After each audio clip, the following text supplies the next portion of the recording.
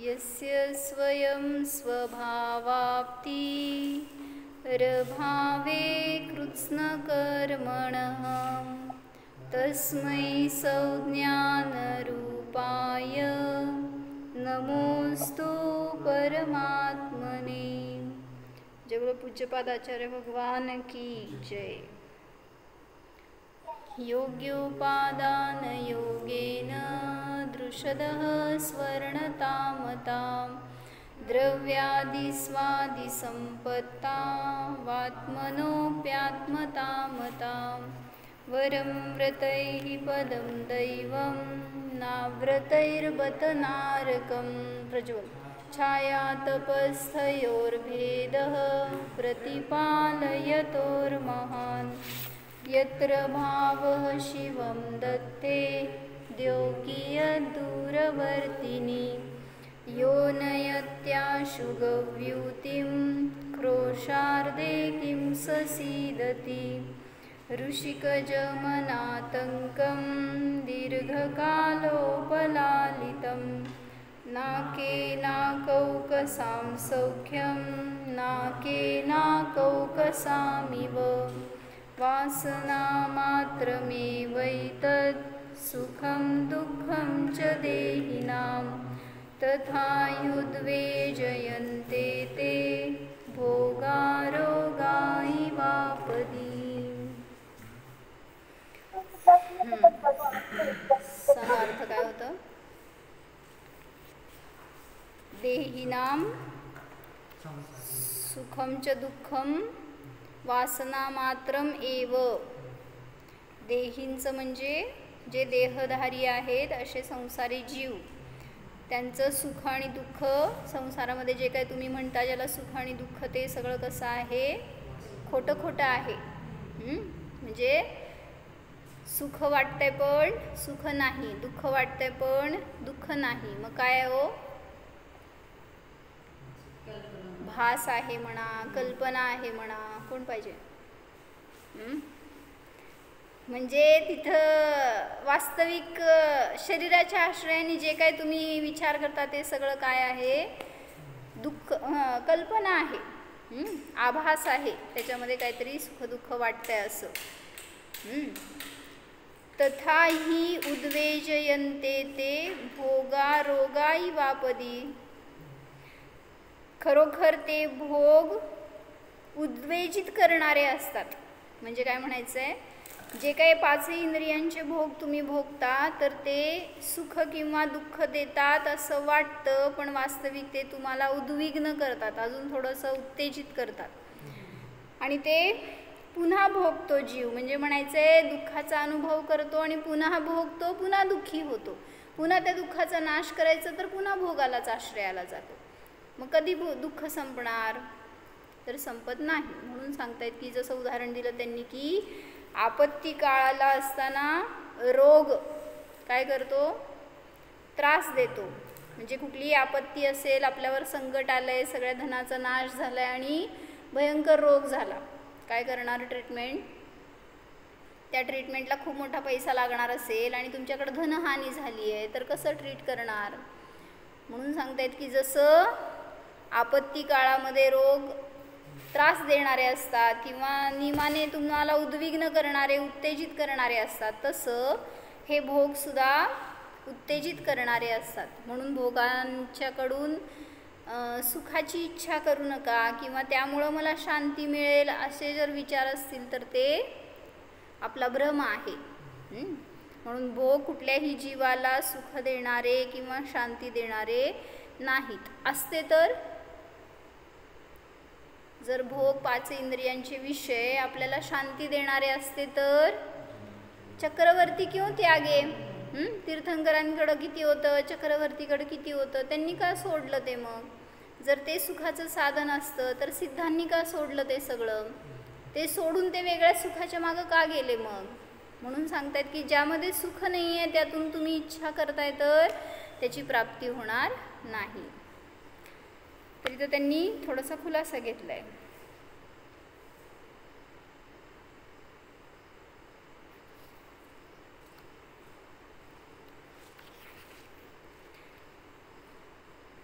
सुख के संबंध में यहाँ कह रहे हैं कि यह सुख संसारी जीवों का जो कि इंद्रिय जनित सुख है, वह सुख केवल वासना मात्र से ही सुख मालूम होता है, किंतु वास्तव में यह सुख दुःख रूप ही है. कशात सुख आहे भैया? काय केल्यावर सुखी होतो? घरी आल्यावर सुखी, मुंबईला गेला दुःखी, कसं का उलट आहे? असंच आहे. म्हणजे आपण तिथं असताना असं वाटतं की कधी घरी जाऊ, आणि घरी आल्यावर काय वाटतं कधी, म्हणजे एक बंधन असेल तर, जसं काय म्हणायचं, तुमच्या विवाहितांना मुलगी लग्न करून घरी आली तर माहेरी कधी जाऊ, म्हणजे लग्न झाल्यावर तिला वाटतं कधी माहेरी जाऊ, आणि माहेरी आल्यावर काय वाटतं? कुठं सुख असते? सुख माहेरी आहे का सासरी आहे?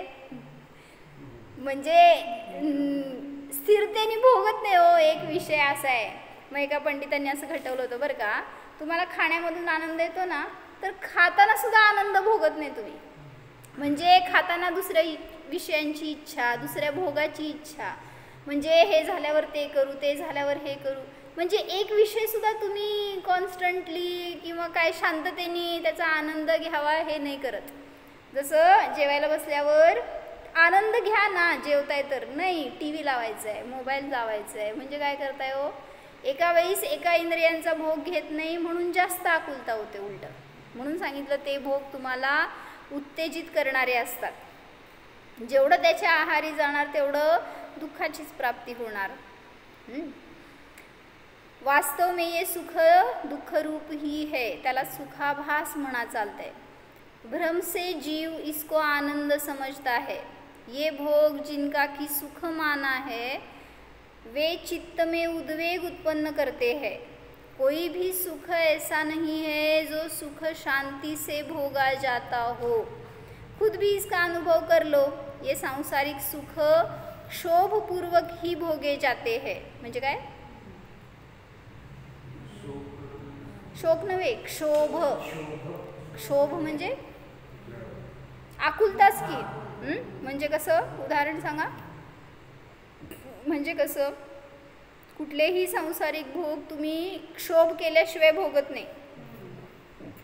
जसं जेवायला बसलो तर भुकेची वेदना आहे ना, त्या क्षोभाने तुम्ही पीडित झाला म्हणून ते भोग भोगायला गेलाय. काहीतरी कुठं फिरायला जायचंय तर किती पूर्वी आकुलता आहे, इकडं जायचं तिकडं जायचं, किती आकुलता केली 5 दिवसामध्ये नाही. शिबिराला बसल्यावर जायचंय का? म्हणजे त्याचं प्लॅनिंग सगळं डोक्यामध्ये समजा.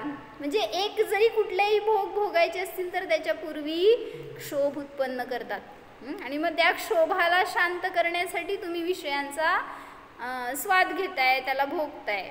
तर उलट ते काय करतं म्हणलं? उत्तेजित करतात. भोगने से पहले क्षोभ, भोगते समय क्षोभ, और भोगने के बाद भी क्षोभ. उदाहरण सांगा. धन कमवताय ना, काय केलं?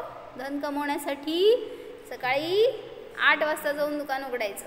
मग ते भलेही तिथं शास्त्र चुकेना किंवा काय आपलं महत्त्वाचं धर्माचे क्रिया चुकेना, चालतंय. म्हणजे कधी जाऊ, कधी उघडू, गिऱ्हाईक जातील, त्या गिऱ्हाईकाची चिंता आपल्याला. मग म्हणले पहिल्यांदा भोग ते प्राप्त करण्याच्या पूर्वी क्षोभ, भोग प्राप्त झाल्यावर पण, भोगत असताना पण क्षोभ. हातात पैसा आलाय तर शांतता असती का तेव्हा? तर का? कुठे इन्व्हेस्ट करायचं? लगेच पुढचं. हां, बरोबर आहे. गिऱ्हाईक झालं तरी क्षोभ आहे आणि नाही झालं तरी क्षोभ आहे. मग काय करायचं जाऊन तिथं आपल्याला? म्हणजे शांती पाहिजे तर पैशाने शांती मिळते का हो? विचार करून बोला.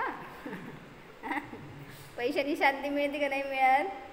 कशाला करायला मग एवढं शिक्षण धडपडून? म्हणजे जिथं आपल्याला शांती काय त्याचं लेश पण नाही आहे. जसं म्हणलं, जिथं पाणी नाही आहे त्या विहिरीत तुम्ही बादली ओतून बसलात, कधी येणार हो? थोडा वेळ येईल. कधी येणार? नाही आहे, त्यात नाही आहे तर येणारच नाही ते पोहऱ्यामध्ये. जर विहिरीत नाही तर पोहऱ्यात येणार नाही. तसं म्हणलं इथं जर त्या विषयांमध्ये सुखगुणच नाही आहे तर त्याची प्राप्ती तुम्हाला कशी होणार? होऊ शकत नाही. म्हणून म्हटलं भोगण्याच्या पूर्वी क्षोभ आहे. भोगत असताना हातात धन आलं तरी सुद्धा त्याची रक्षा कशी करू, त्याला कुठं पुढं इन्व्हेस्ट करू, ते कोणाचं देणं आहे घेणं आहे सगळे क्षोभच आहेत. आणि त्याचा पुन्हा नाश झाला म्हणजे संपले पैसे तरी सुद्धा क्षोभ. म्हणून सांगतायत की ते विषय कधीही तुम्हाला सुख देणारे नसतात. केवल कल्पना से मोही जीव से सुख समझते हैं. आत्मा में एक आनंद नाम का गुण है जिसके कारण यह आत्मा सच्चिदानंद स्वरूप कहलाता है. मग तो आनंद जर भोगला तर बाहेर ते विषय असू देत नाही तर नसू देत त्या जीवाला तिथं आनंदाची प्राप्ती होणारच. सुख वह कहलाता है जो सुख लिहा. कशाला म्हणायचं सुख? विशाल भैया लिहा. ऐसा क्यों? ली विनमकर. हां असं का मग? योगिता काकी, श्रुतिका काकी, आमच्याकडे लिहायला लागतंय शाळेत आमच्या. पण प्रज्वल तुझ्यामुळे नाही अंडी म्हणते.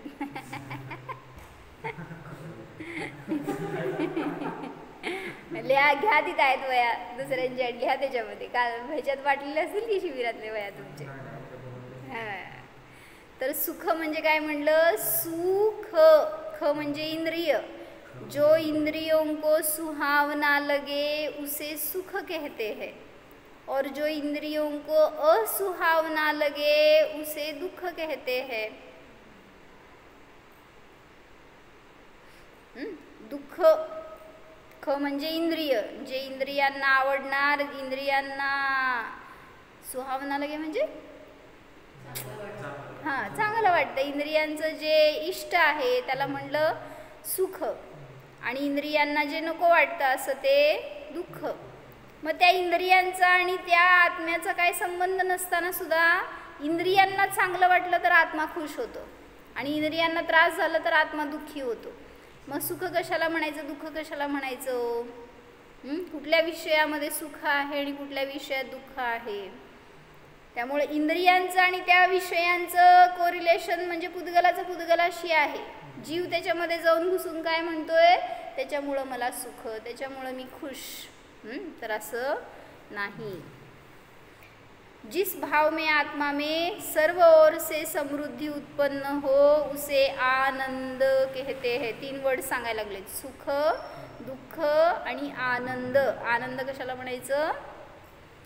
आ म्हणजे चोहो बाजूने, नंद म्हणजे टू नदी समृद्ध असं त्याचा अर्थ होतो. म्हणजे काय? नंदचा अर्थ समृद्ध. जो चोहो बाजूनेच समृद्ध आहे असा तो आत्मा. तो कसा आहे? स्वभावाने आनंद रूप आहे. असं एकदा सांगितलं होतं मागं की सगळी टीनेजर्स त्यांचे एक्झाम संपले म्हणल्यावर ते गेले होते त्या दिवशी, ज्या दिवशी एक्झाम संपले त्या दिवशी काय असं प्लॅन केलं त्यांनी आणि गोव्याला जायचं होतं त्यांना. आणि सगळे निघाले 2 व्हीलरवर आणि ते जाताना घाट आहे तिथं, आता कुठल्या रस्त्याने वगैरे मला माहीत नाही, पण ते जाताना असा घाट होता आणि काय म्हणायचं त्या पोरांच्या अंगातलं रक्त सळसळत असते. आणि त्या घाटात गाडी चालवायला पाहिजे, ऑब्वियसली सावकाश जर असं केअरफुली चालवायला पाहिजे. पण ह्यांचा जोश असा की निघाले होते आणि झालं काय नेमकं, त्या घाटातच समोरून येऊन एक बस त्यांना धडकली आणि ते एका बाईकवर असणारे 2 जण पडले खाली. आणि जो समोरचा मुलगा होता तो एका साईडला पडला, मागचा मुलगा दुसऱ्या साईडला पडला. समोरच्या मुलाला पूर्ण समोरून मार बसला असा आणि त्याच्या मेंदूवर परिणाम झाला. सगळं शरीर चांगलं आहे पण मेंदू काम करत नाही. आत्तासुद्धा वर्किंग तो आहे मुलगा, पण बस चेअरवर बसून सगळं आयुष्य काढतोय. म्हणजे काय झालं, भोगाच्या मागं तुम्ही जर असा आकृष्ट झाला तर कसा नाश होतो. म्हणून सांगतायत की ज्याला समजलं ना तर त्याला त्या विषयापासून विरक्ती होईल किंवा त्या विषयांमध्ये त्याच्यातून कसा आनंद भोगू, कसा काढू, किती भोगू हे भाव संपतात ना. ठीक आहे करणार, एन्जॉयमेंट नाही असं नाही, पण विवेकाने करेल किंवा आपलं असं आयुष्य तर जाईल असं काय होणार नाही. म्हणून म्हटलं की कुठल्याही विषयांमध्ये सुख नाही आहे ह्याचा निर्णय पहिल्यांदा आपण करायला पाहिजे, तर तिथं विवेक राहणार. अन्यथा भोगाच्या अधीन झालेला जीव अविवेकी असतो. मग ते मिळवण्यासाठी, ते भोगण्यासाठी, ते टिकवण्यासाठी, त्याचं रक्षण करण्यासाठी कसल्याही प्रकाराने प्रयत्न करायची तयारी त्याची. म्हणून कुठल्याही भोगांच्या अधीन व्हायचं नाही. सुख दुख की कल्पना उस पुरुष के होती है जिसमें ऐसी वासना बनी है कि यह पदार्थ मेरा उपकारी है इसलिए इष्ट है, यह अनुपकारी है इसलिए अनिष्ट है. ज्याच्या ज्ञानामध्ये भेद असतो ना, हे चांगलं आहे ते वाईट आहे, हे पाहिजे ते नको, असं जिथं भेद येतो त्याच जीवाच्या ठिकाणी सुख आणि दुःखाची कल्पना असते, त्याच ठिकाणी वासना असते. म्हणजे माझं घर चांगलं दुसऱ्याचं घर वाईट, माझी वस्तू चांगली दुसऱ्याची वाईट, हा भेद आला ना तर ही पाहिजे हे भाव आले. ते माझ्याजवळ राहावं त्याच्यातून मला सुख आहे हे भाव आले. काय वाटलं भैया जेव्हा गावातलं घर सोडलो आणि हे घरमध्ये आलो, इथं कुठलं चांगलं आहे कुठलं वाईट आहे काय उगीच आपलं सांगा ना काय तेच चांगलं आहे म्हणजे आलंच ना परत माग.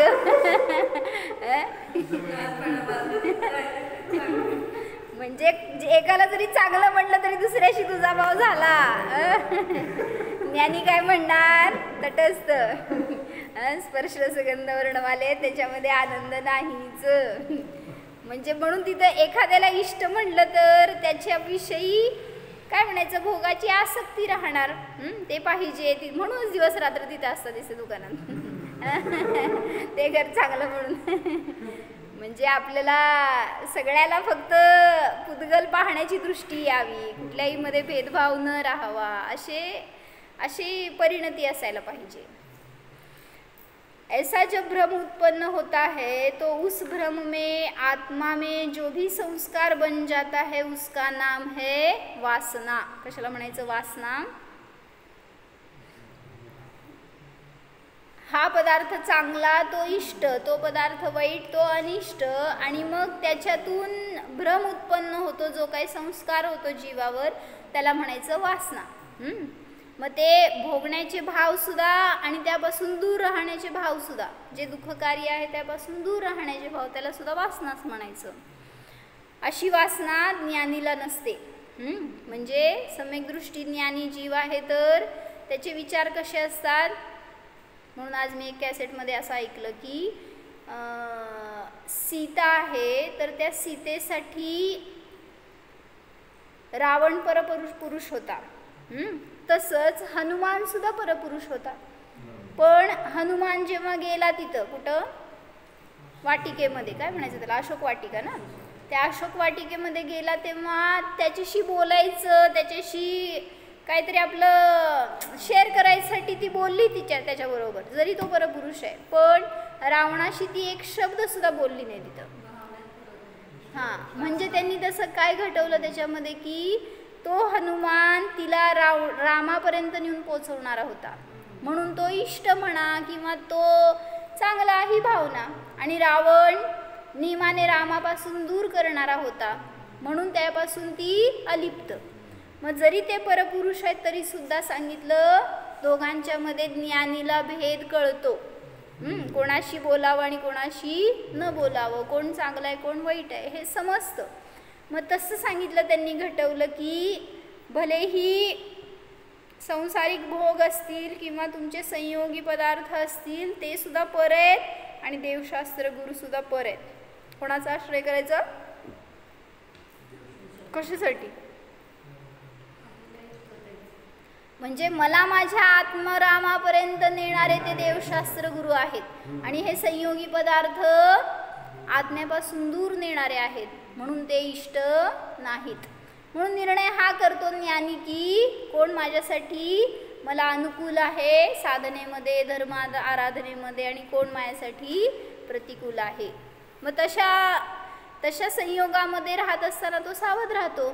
आपल्या घरामध्ये आपण राहतो तेव्हा नमोकार किती जण आपल्याला धर्माच्या अनुकूल किती प्रतिकूल काय करतात, काय म्हणतात घरातले लोक, धर्म कर म्हणतात का नको म्हणतात, हां कर म्हणतात ना, मग तूच म्हणतो काय नको राहू देत बास पोट भरलं. 5 दिवस शिबिराला बसला होता का, म्हणजे लिगरी बसला होता का असंच बसला होता? होय छान. हां दिसला मला, पण मला वाटलं जागा आहे म्हणून मी बसला होता का असं. छान. बरं, म्हणजे तयारी होती शिकायची की आपल्याला. समयसार म्हणजे काय डायरेक्ट त्यातच प्रवेश केलाच बहुतेक. बाकीच्या सोडून विषयांना. चांगली गोष्ट आहे. तर मला म्हणायचं आहे की ज्ञानी जीव आहे तो सगळ्या परवस्तूंना सुद्धा जाणतो, पण कुठली त्यात हे आहे कुठली उपाधी आहे ह्याचं त्याला विवेक असतो. त्यामुळं तो त्या पराच्या निमित्तात दुःखी वगैरे होत नाही.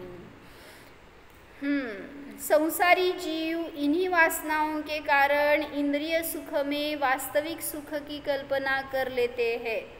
यह भोगों से उत्पन्न हुआ सुख अनेक बाधाओं से भरा हुआ है, पर आत्मा के अनुभव से उत्पन्न होने वाला आनंद बाधाओं से रहित है. इतक्या बाधा आहेत ना तुमच्या सांसारिक जीवनामध्ये. आजच मला न्यूज कळाली की बहुतेक अहमदाबादमध्ये झाली वाटतं ही घटना, मला माहीत नाही कुठल्या गावात. 2 मुलं चालली होती बाईकवरून आणि त्यांना मागून येऊन ट्रक धडक मारली आणि ती पोरं पडली तर ऑन द स्पॉट दोघंही गेली. म्हणजे किती बाधा आहे तो संसारिक घटनांमध्ये, सगळ्या भोगांमध्ये. आणि मग त्यामध्ये आपण राहून स्वतःला कसं सुरक्षित म्हणू शकतो, कसं सुखी म्हणू शकतो, कुठल्या समयाला काय होईल.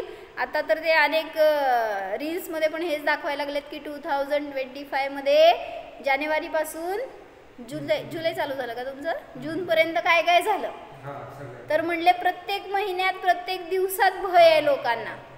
आतापर्यंत हे झालं, असं होणार, असं होईल. म्हणले बास 2025 आता आम्हाला थोडं श्वास घेऊ दे. म्हणजे मरायचे तर वेगवेगळ्या घटनांमधून लोक मरायला लागलेत.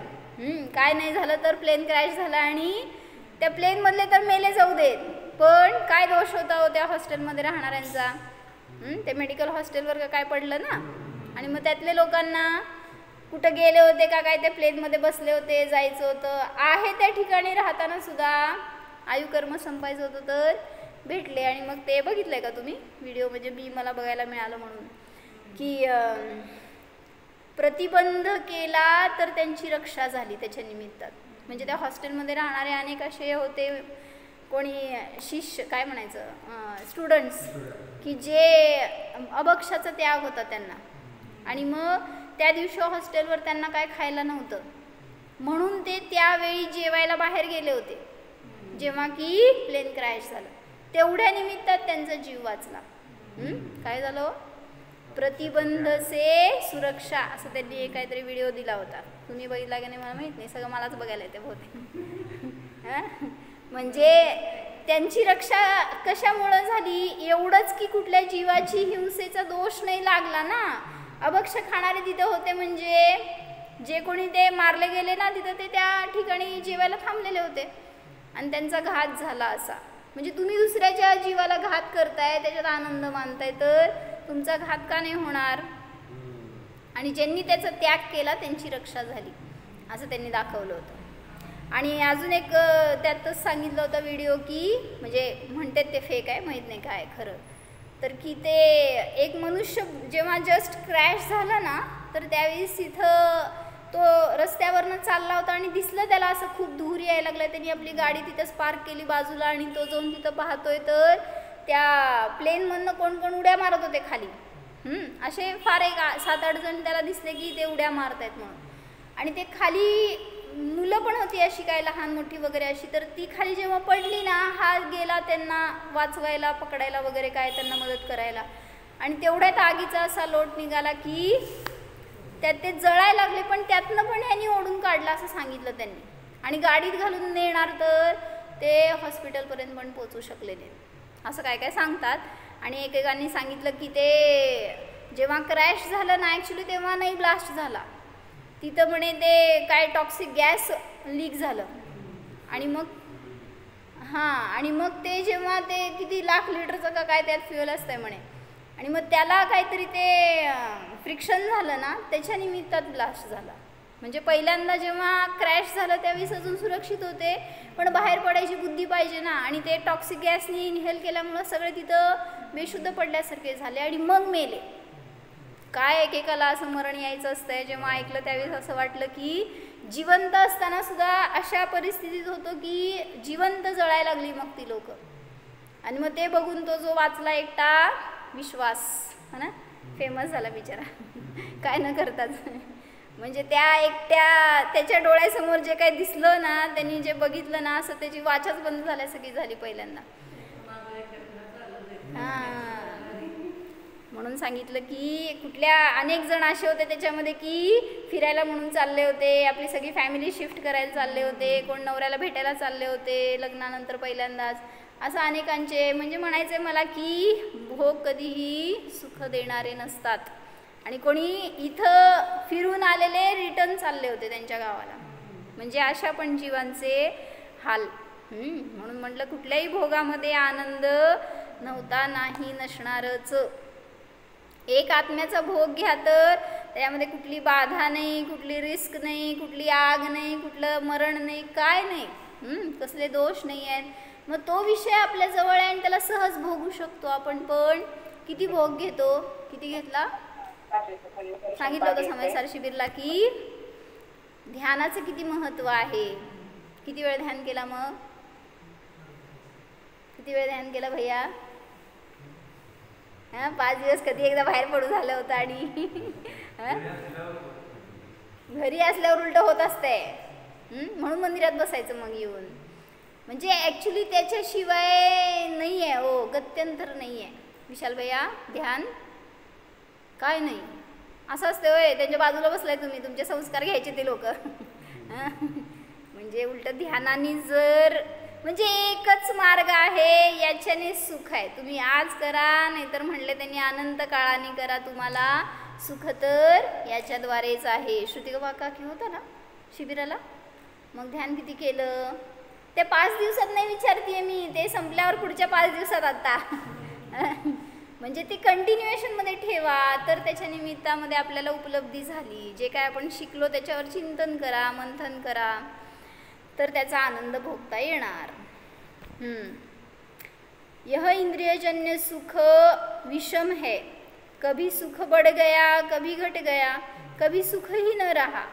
ऐसी इन भोगों के सुख में विषमता है, परंतु स्व के अनुभव से उत्पन्न होने वाला आनंद विषम नहीं है. वह एक स्वरूप है, समान है. सुख और दुख में महान अंतर है. इस इंद्रिय जनित सुख में मोही जन भ्रम से वास्तविक सुख की कल्पना करते हैं. म्हणून त्यांनी उदाहरण दिलं इथं की जो मनुष्य भूख प्यास से पीड़ित है, उन्हें सुंदर महाल या संगीत साज या कुछ भी चीज़ उनके सामने रख दो तो उन्हें रमणीक नहीं मालूम होती है. काय कळलं?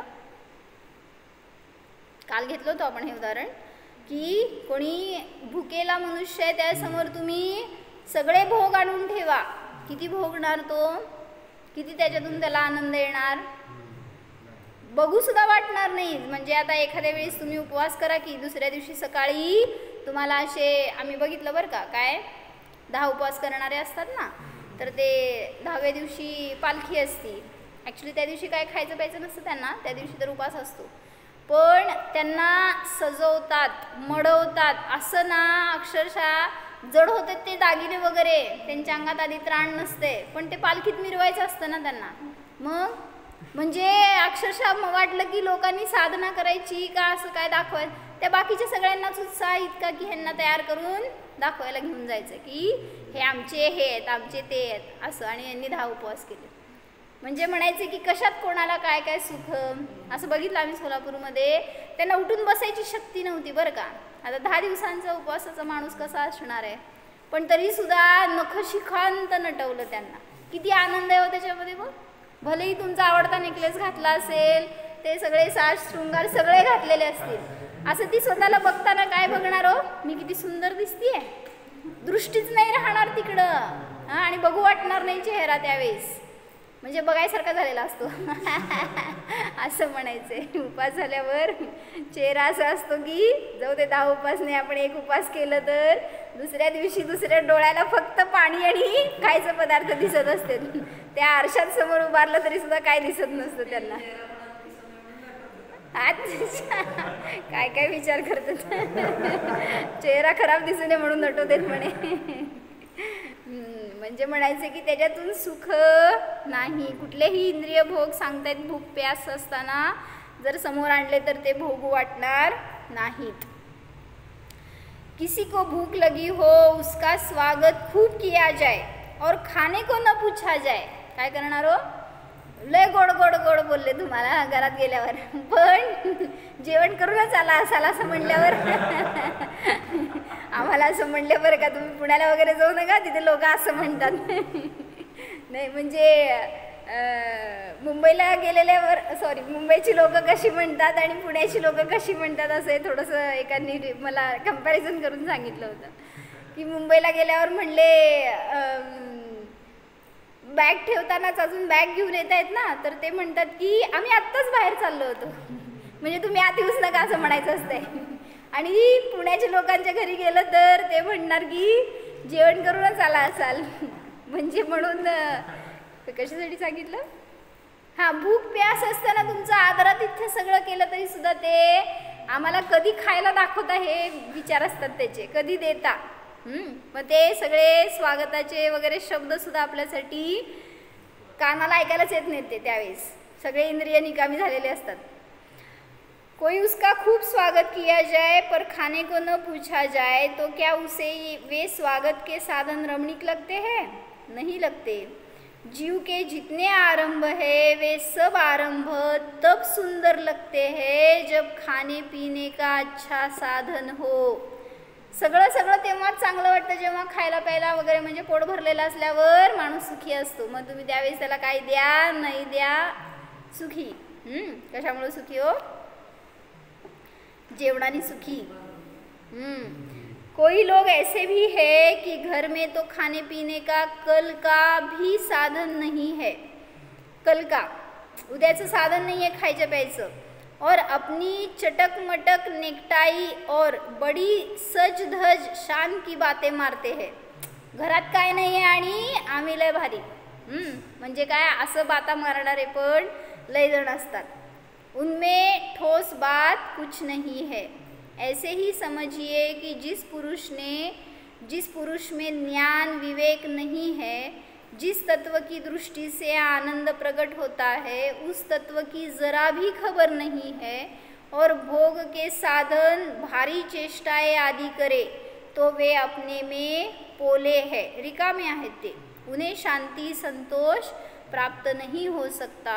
तुम्ही कितीही ते भोगाची साधनं गोळा करा पण त्याच्यातून तुम्हाला आनंदाची वस्तूच माहीत नाही आहे तर त्या बाहेरच्या वस्तूतून कधीही आनंद मिळणार नाही.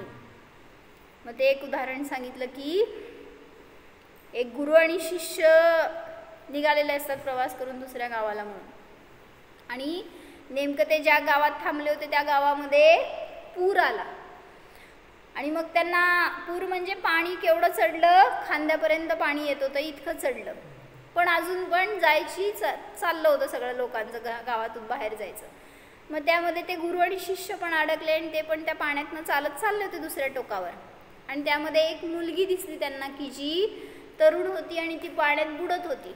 हे दिसल्यावर चेल्याला दिसली पहिल्यांदा आणि तो बघतो, नाही म्हणला मुलगी आहे मी कसं वाचवू तिला, आणि तो मागं सरकला. ती आपलं ओरडती आहे हेल्प मी असं. आणि तर गुरु पुढे गेले आणि त्यांनी काय केलं, तिला खांद्यावर बसवलं आणि त्या तीरावर नेऊन सोडलं, तिला वाचवलं असं. तर हे चेला बघत बसला. का म्हटलं हे कसं काय गुरु असं करू शकतात, तरुण स्त्री आणि तिला कसं काय ह्यांनी पाठीवर बसवून घेतलं. आणि त्या डोक्यामध्ये आता ते चालू झालं ना चक्र, काय गुरु असं कसं करू शकतात. म्हणजे मी का केलं नाही, कारण गुरु बरोबर आहेत आणि मी असं काय करणं, मी तर ब्रह्मचारी आणि साधू आणि मग हे कसं करायचं असं त्याच्या डोक्यामध्ये. आणि गुरूंनी कसं काय असं केलं. आता ते त्या गुरूंनी तिथं सोडलं आणि ते गाव क्रॉस करून दुसऱ्या गावाला गेले. तोपर्यंत त्या चेल्याच्या डोक्यामध्ये तेच विचार, त्याचा चेहरा उद्विग्न. दुसऱ्या गावात पोचल्यावर गुरूंनी विचारलं, काय झालं तुला, काय त्रास होतोय का? नाही म्हणला, तुम्ही मला उत्तर द्या पहिला. काय? चेहऱ्याने विचारलं. म्हणले, तुम्ही तिला धरलंच कसं काय? तिला तुम्ही पाठीवर ठेवलंच कसं काय? गुरु काय म्हणाले? मी तर तिला धरलं, सोडलं, इथपर्यंत आलो, तू अजून धरून बसलायस. हा, काय झालं? म्हणजे विचारातून त्यांनी तर तिला धरलेलं पण लक्षात सोडून दिलं आता. म्हणजे भाव एवढाच होता तिथं की तिला वाचवायचंय, बाकी तर विचारातून स्पर्श पण नव्हता. पण तू तिला न स्पर्श करताच अजून पण धरून ठेवलंय. म्हणजे असं म्हणायचं होतं, ज्ञानीची आणि अज्ञानीची परिणती असते. आपण काय करतो? स्पर्श झाला ना तिथं विचारातूनच, आणि इथं त्यांनी साक्षात स्पर्श करून सुद्धा ते अस्पर्शी होते. म्हणून असं म्हणायचं आपल्याला. पण समजा काय म्हणायचं, कांदा लसूण बटाटाचा नियम आहे ना? आहे ना? नाही, घरी आहे ना. बाहेरून जाताना रस्त्यावर दिसलं, काय करायचं? ज्ञानातून स्पर्श झाला तरी सुद्धा भोगलं, हे सांगायचंय मला. म्हणजे आपण एखाद्या गोष्टीचा त्याग केला, नियम केला, आणि जर विचारातून त्या गोष्टीचं स्मरण असेल तर त्याग कसा म्हणायचा? म्हणून सांगितलं, ते विषय भोग आपल्या सुखाचं साधन नाही, याचा निर्णय ज्याला झाला त्याचा ज्ञानपूर्वक त्याग होणार. 34 गाथेमध्ये काय शिकला? काय शिकला हो? काय शिकला हो? काय शिकला हो 34 गाथेमध्ये? सिद्धम, योगिताताई, प्रत्येक गाथेत वेगळं वेगळं होतं. मला एकच गाथेचं सांग, सगळ्या गाथेचं नको. 34व्या गाथेत सांगितलं, ज्ञानच प्रत्याख्यान आहे.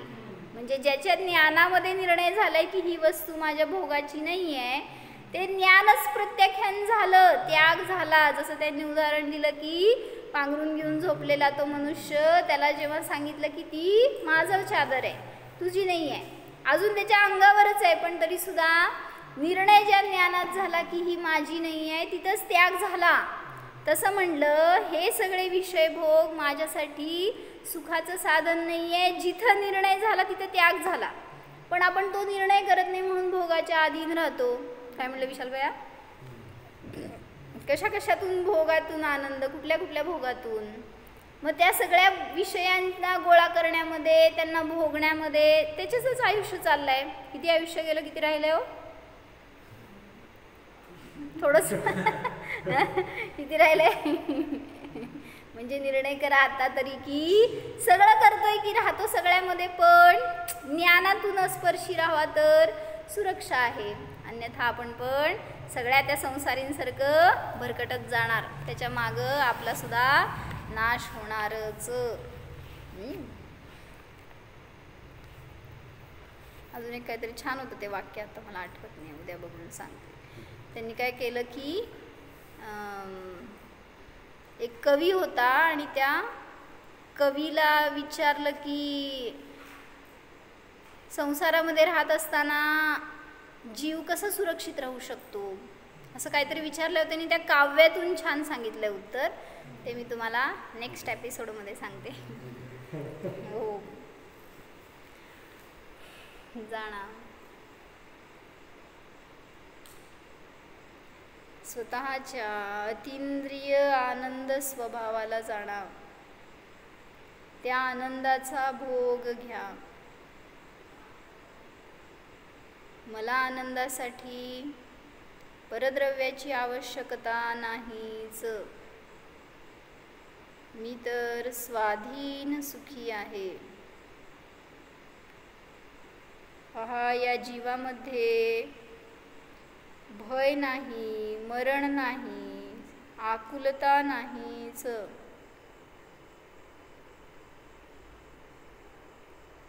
या जीवामध्ये इच्छा नाहीत, अपेक्षा नाहीतच. मी तर स्वभावानेच परिपूर्ण आहे, भरितावस्थ स्वरूप आहे, परनिरपेक्ष आहे जाणा.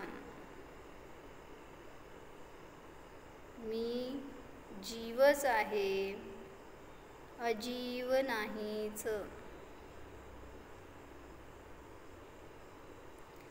अस्पर्शी स्वरूपोऽहम्,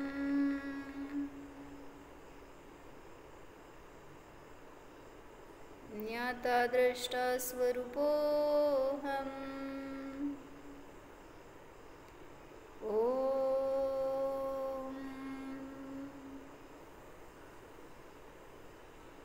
विसर्जन। नमो अरिहन्ताण